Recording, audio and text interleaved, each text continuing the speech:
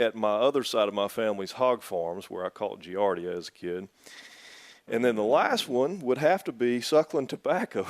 The worst memories of a childhood you can have: hot, sweaty, and sandy, and snaky, all in the same time. Not a good place to be. And sticky. Sticky. Yeah, that black tar, nasty stuff that comes out of tobacco all over your fingers. That's exactly right. I didn't know you were from Bishopville. I'm from Lake City. I spent plenty of time messing around with that tobacco field stuff. Oh yeah. Oh yeah. So my grandfather, go ahead. As far as I know, didn't grow tobacco. He was cotton and corn and soybeans. Right. So this guy that you met at a convenience store in South Carolina was a game warden, and he somehow, some way inspired you to become a game warden. What was it about him? Well, he would regale us of these stories of hiding in the woods and jumping out on people, and it seemed like an exciting game of grown-up hide-and-go-seek. That sounds exactly like that. All right. And that feeling of sneaking up behind somebody and he doesn't even know you are there still raises the hairs on the back of my neck. And there were other game wardens that practiced that art way better than I did, like Victor Lincoln in the Francis Marion National Forest. Mm-hmm. He could be in the middle of the woods, in the middle of a deer drive, and laying in wait for these people that would shoot a doe for which they did not have a permit. And they would fire the shot, and Victor would step out from behind a tree and make the bust. And they didn't even know he was there.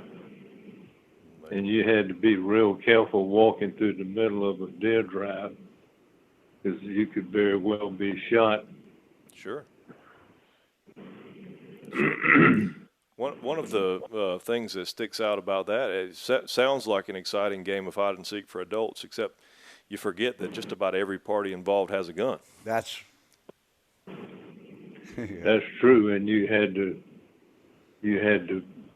be practice all of your good manners because you certainly didn't want to make a fella holding a gun angry. Yeah, right. Now, did you find in your many years of law enforcement, did you find that there were, I'm trying to figure out how to put this. I've talked to other game wardens in the past that tell me they think every little town in South Carolina, and I'm sure it applies to every state, every little town has, one or two really bad game offenders, the guy you really want.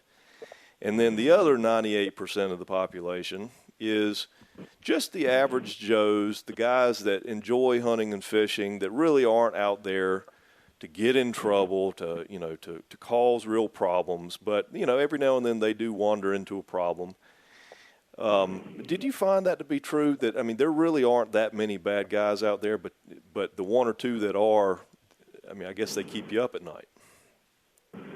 Well, we always found that there was a steady 1 or 2, maybe 3% you could count on to be out there violating, and we looked at them with mixed feelings because we hated to see the game laws being roughshod over, but without them, there had been no need for us. That's right. That's right. I had never thought about it that way. Their antics and shenanigans actually gave rise to the creation of game wardens and keeping us employed. Sure. Yeah, and so I've always wondered, the 98% or 97% of the rest of the population, are you looking to send a message to those folks? I mean, you're not looking to screw them to the wall. I mean, you're looking to send them a message, or I mean, what's your message to the 97% when you catch them with a fish that's an inch short, or one fish over the limit, or whatever?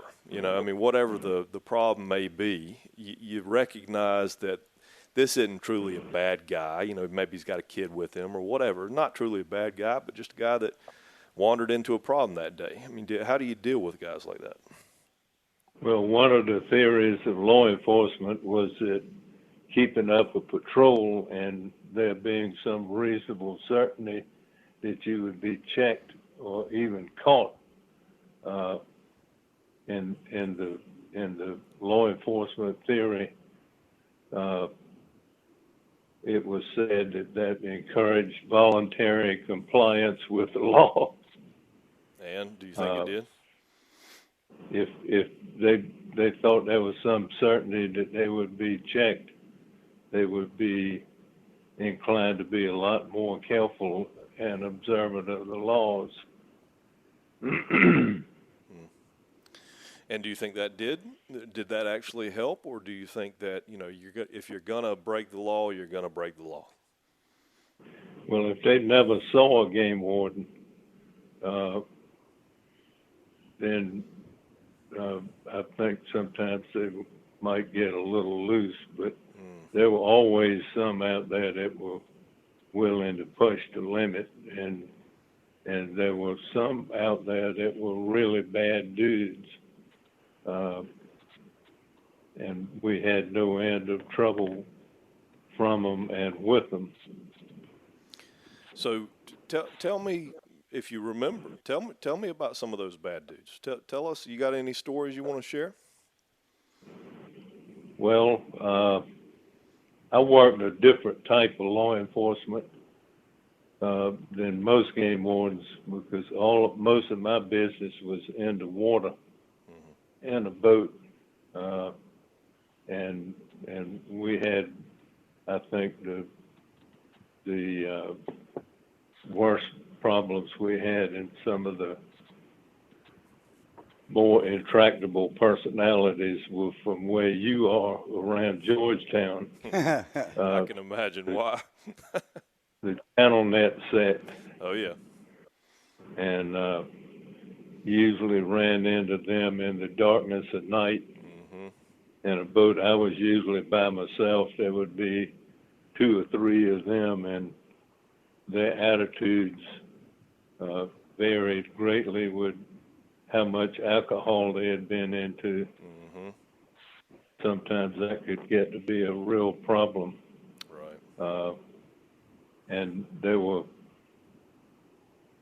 I got a lot of threats, mostly from the channel netters and the crabbers were also kind of an itinerant. And there might not be a lot of people on listening on this podcast, Ben, that understand exactly what we're talking about when we say channel netters, or even, for that matter, the even more illegal bunch, the deep hole draggers, that aren't supposed to exist but certainly exist. If you've lived anywhere around the water, especially, let's call it Allendale for fun's sake, you've seen those really dark nights in December when there's one lantern out on the water pulling a net through a deep hole somewhere, and then an hour later you see a Carolina skiff coming down the waterway with 2,000 pounds of shrimp in it. So channel netting, though, is sort of a unique thing to Georgetown now. I don't think there are any that I recall. I don't think there are any permits left anywhere other than Georgetown, and you could correct me on that if you know. But channel netting is essentially where a polyball and a net is run across a channel, usually a ditch somewhere in a channel, and for the specific purpose of catching shrimp, right? Yeah, they would take a net just like you one you would see hanging from a shrimp boat, those big green nets, and they would set it off to the left and the right, so that the mouth was aimed aimed in the direction of the outgoing tide. Right. And they would have the tail bag of the net anchored in the opposite direction, so that all the shrimp in that area coming down that channel would be swept into the open throat of the net. Then they would come by before the tide changed and drag a line across they had a big line that went out, that one end pulled the throat of the tail bag shut, and they would pick that up and bring it aboard the boat and dump out all the shrimp.